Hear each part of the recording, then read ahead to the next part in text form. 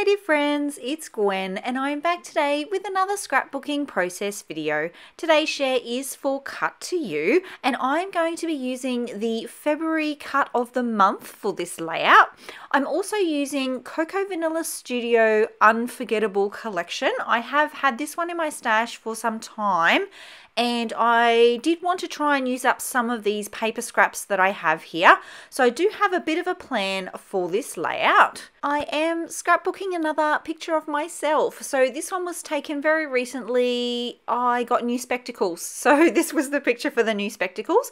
And here is a look at the cut of the month cut file for February. This one is called Roses Rectangle. And I have gone ahead and backed it with those pattern paper scraps. I will leave a link here to the video that I have of me doing that process. I did mention in one of my previous videos that I am going to include more footage of me backing cut files, but I am going to do that in videos that are separate so that those of you who know how to do the backing and don't need to see that, well, then you can just continue watching these ones. And those of you who would like some more details on how I go about backing cut files, well, you can go ahead and watch the videos that are specifically made for that. Okay, so back to the layout. Now this one came together a little bit differently and I did want to show you this. The cut file you see there and the photo are attached to each other, but they are not yet attached to the background. The main reason for that is that I know I'm going to build this out a little bit. I knew that I wanted to add some extra elements behind the cut file there. For example, these two circular elements. But at this point, I wasn't sure where they would go. And I was concerned that if I locked the cut file into position, the whole layout composition would not end up centered. For example, if I add lots of elements to the left, well then it will be left heavy and it will have to be scooched over a little bit to the right. If I added a lot of elements to the top above the photo there, I would have to scooch the cut file down lower on the page to make it look more centered. So to combat that, I'm actually going to reverse engineer the layout making process. So I guess what I'm saying is that I'm not going to add the cut file to the background until I know what all of my really large elements are going to be. So I do end up positioning those circle elements where you see them here. So now I know where the left and right of the cut file is going to be and just how high up the page that circle element is, so that now that entire piece, the cut file, the photo and those other embellishments can now all be centered on the layout. So even as you see me gluing here, I'm still not attaching this piece to the background, just to be really clear. It's all still very separate from the background. I hope I wiggle it to show you. I'm pretty sure I do here in a moment. And I am just going to continue working on the layout as if it were attached. So in my mind, I'm just like, that's where I think it's going to go. I'm going to continue working on adding my layers. And then once I've got a really good and clear idea of everything and I know I'm not going to add any more behind it, I will then lock it into position. Okay, so embellishment wise, I am going to be building out one main embellishment cluster, which is going to go bottom left hand corner of the photo. I'm adding the largest elements first. So I was toying with the idea of that title, Living the Dream. It does not stay, but because it's quite large, I want to see if it's going to work in now. Now's the time to trial that. And I do add that large grey butterfly there.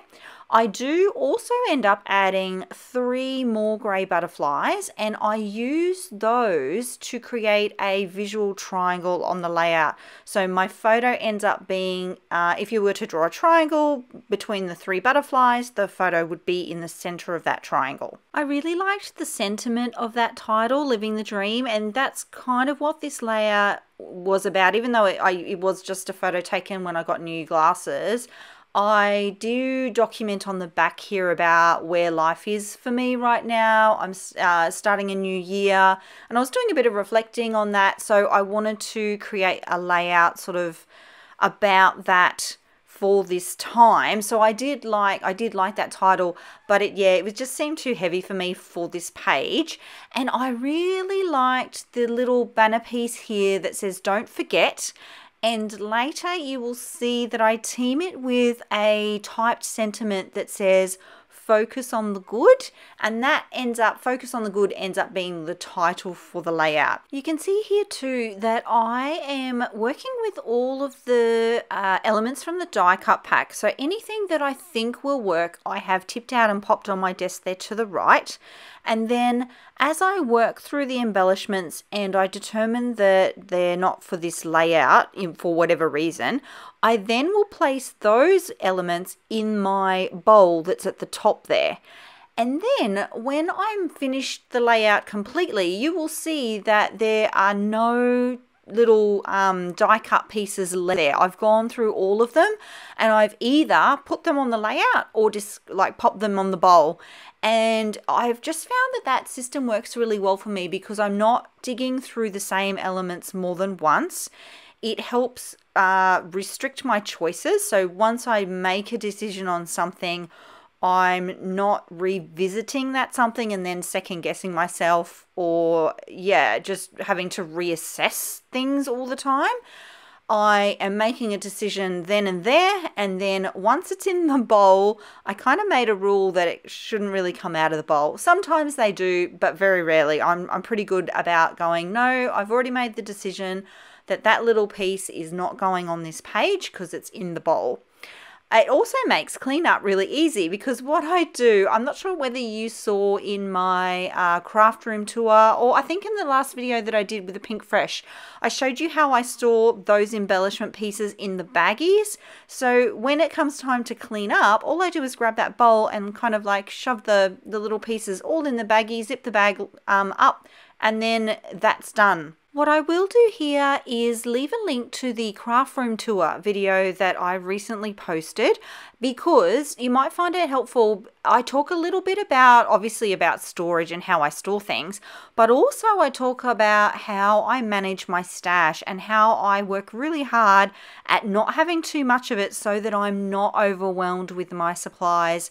So I am limiting my choices. And I do talk about it a little bit on my channel because that's just how I create. These rooms I see that are full of supplies, I just get really overwhelmed by that. So if that seems like something that might be helpful to you, be sure to check out that video. Okay, so while I was chatting to you about all of that, I have now secured down the cut file. I am going to make triple sure that it is nice and straight on my background because I don't really have anything to use as a guide with that spotty background and then all the florals. So I do use my T-square ruler to make sure it is perfectly straight. I'm so sad. I really wanted to get that bow on this layout. I'm all about them bows, but it didn't work. It was too much grey because of the butterflies.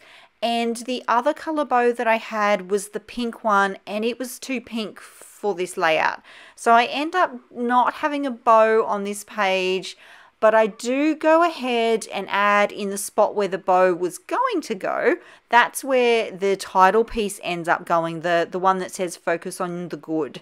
I do add a couple more of those embellishments, what are they called, type sentiments. I do add 3, I think, of those.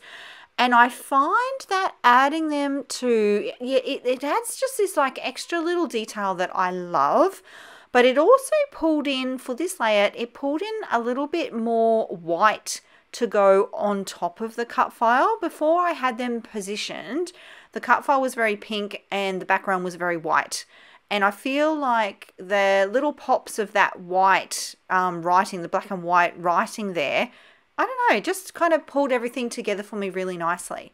I do have a couple of details that I've yet to add to the layout, including some enamel dots. I do go through the collection off camera and add a little sprinkling of the enamel dots, pretty much tone on tone. So I try and put a green one on a green leaf, a pink one on a pink flower, and then just do them in clusters around the page. So you'll see those in the close-ups at the end of the video. I will also add a link to the Cut of the Month Club and all of the details in the description box below. I would love for you to join us and you can make a page just like this one. Thanks so much for being here, my creative friends. If you like the way that I scrapbook or the way that I chat about the way that I scrapbook, I would love it if you give this video a thumbs up. And if you haven't already, feel free to subscribe to see more videos just like this one. I really do love that you spend your creative time with me. If you have any questions at all, please leave them in the comments below, and I will see you all in the next video. Until then, bye!